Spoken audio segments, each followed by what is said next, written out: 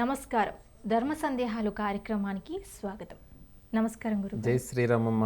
శ్రీకృష్ణుని ఆరాధించడం వల్ల కలిగే ప్రయోజనాలు ఏ విధంగా ఉంటాయంటారు?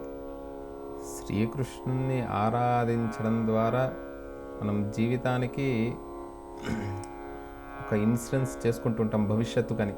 అంటే ఇప్పుడున్నటువంటి జీవన విధానంలో మనము వృద్ధాప్యం వచ్చిన తర్వాత భగవన్నామం చేస్తాము అనేటువంటి భావన కాకుండా చిన్న పిల్లవాడి నుండి బ్రహ్మచారి నుండి మొదలుకొని బ్రహ్మచారి, గృహస్థుడు అంటే వివాహం అయినటువంటి వారు, వానప్రస్థుడు, సన్యాసి, చాతుర్వర్ణ్యాల వారు కూడా ఈ శ్రీకృష్ణుణ్ణి ఆరాధిస్తారు. ఎలాంటి ఫలితాలు లభిస్తాయి అంటే ధర్మవాంఛితాలు. ఈరోజు కావాల్సింది ఏంటండి? సంపాదన. ధర్మం ద్వారా అర్థం. సంపాదన అంటే ఏంటిది? దేని గురించి అండి? తరతరాలకు కూడా ఉండే విధానంగా, అంతే కదండి. ఎలాంటి సంపద కోరుకుంటారు అనంటే ఆచంద్రార్కం, సూర్యుడు చంద్రుడు ఉన్నంత కాలము కూడా నేను ఎలా ధర్మంగా జీవించాను అలాంటి విధానంగా మాకు జీవనాన్ని ప్రసాదించు స్వామి. నిజంగానే కృష్ణాష్టమి రోజు ధర్మబద్ధంగా భగవంతుణ్ణి కోరుకొని, కృష్ణుని కోరుకొని ఆ కృష్ణాష్టమి వ్రతాన్ని, మనకు సూర్యుడు అంటే లౌకిక అర్థంలో రాముడు ఎప్పుడు ఆవిర్భవించాడు? మధ్యాహ్నం కదా, పునర్వసు నక్షత్రంలో. శ్రీకృష్ణ పరమాత్మ రాత్రి కదా. సాయంకాలం అంతా కూడా అంటే నక్తం చేస్తుంటారు కొంతమంది. కలియుగంలో ఏంటంటే ఆహారం మారింది కాబట్టి శక్తిని అనుసరించి కనీసం అల్పాహారం చేసైనా ఆ కృష్ణ పరమాత్మను ఆరాధిస్తే ధనం కావలసినటువంటి వారికి ధనం, సంతానము కావలసినటువంటి వారికి సంతానం, వివాహము కావలసినటువంటి వారికి వివాహం. ప్రధానంగా సంతానం అంటే చిన్న చిన్న పిల్లలు ఉంటారు కదా ఇంట్లో, వారికి అలా బుడి అడుగులు వేస్తుంటారు. వారిని ఏ విధానంగా చూస్తామో, నలుగు పెడతాం కదా పిల్లలకి, ఆ విధానంగా తయారు చేసి ఉష్ణోదకం అంటే చల్లటి నీళ్ళు పోస్తామంటే చిన్నపిల్లలకి పోయాం కదా, భగవంతుడికి కూడా గోరువెచ్చటి నీరుతోని అలా స్నానం చేయించి భావనా మాత్ర సంతుష్టాయి నమో నమః అని అంటారు కదా. అలా యథాశక్తిగా కుచేలుడు ఏమిచ్చాడండి శ్రీకృష్ణ పరమాత్మకి?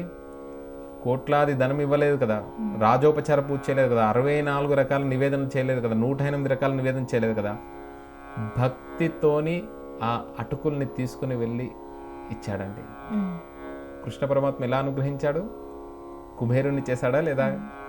అలా సామాన్యులు కూడా ఈ కృష్ణాష్టమిని పని చేసుకునేటువంటి వారి దగ్గర నుండి ప్రతి ఒక్కరూ కూడా శ్రీకృష్ణ పరమాత్మకు భక్తితోని పిడికడు అటుకులు. చిన్నపిల్లలకి ఏం చేస్తామంటే బాలకృష్ణం భజే అని అంటుంటాం కదా. ఆ కృష్ణుణ్ణి భావన చేయాలి. ఎలా చేయాలి? వనమాలి వాసుదేవ జగన్మోహన రాధారమణ శశివదన.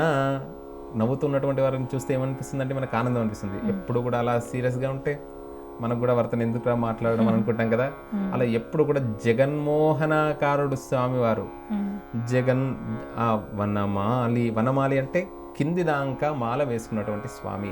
అంటే వనము మాల అని అంటాం కదా, వనమంతా కూడా మాల కలిగినటువంటి స్వామి. ఆయనే సృష్టించినటువంటిదే కదా. పువ్వుకు చాలా గొప్పనైనటువంటిది ఉంది.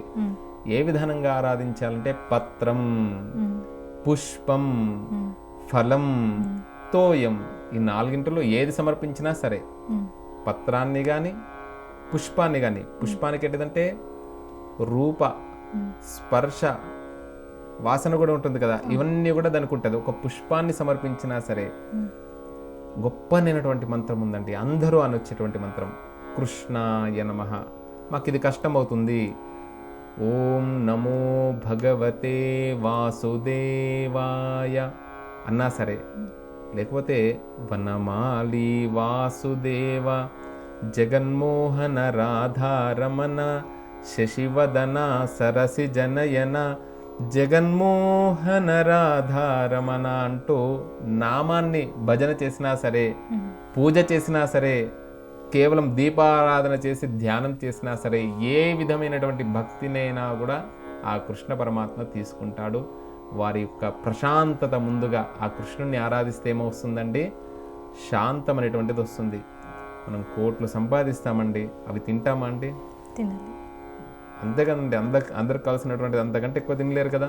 పడుకోవడానికి కొంత ప్లేస్ సరిపోతుంది. ఉన్న దాంట్లో సంతృప్తిగా ఉంటూ జీవనం సాగించాలని మనకు ఈ రామాయణ భాగవతాల్లో ఉండేటువంటి ఒక పరమార్థమైనటువంటి అర్థం మనకు ఉన్నదండి.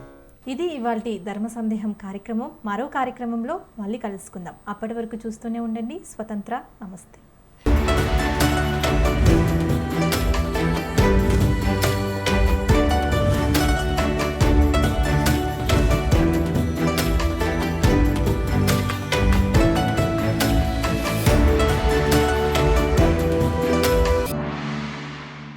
స్వతంత్ర భక్తి యూట్యూబ్ ఛానల్ ని సపోర్ట్ చేయండి. మీకు ఈ వీడియో నచ్చితే లైక్ చేయండి, మీ స్నేహితులకు శ్రేయోభిలాషులకు షేర్ చేయండి, మీ అభిప్రాయాలను కామెంట్ చేయండి. సబ్స్క్రైబ్ చేయడం మాత్రం మర్చిపోకండి. మరిన్ని వీడియోల కోసం బెల్ సింబల్ ని ప్రెస్ చేయండి. స్వతంత్ర భక్తి ఛానల్ ప్రేక్షకులకు ధన్యవాదాలు. స్వతంత్ర భక్తి YouTube channel, please like, share and subscribe.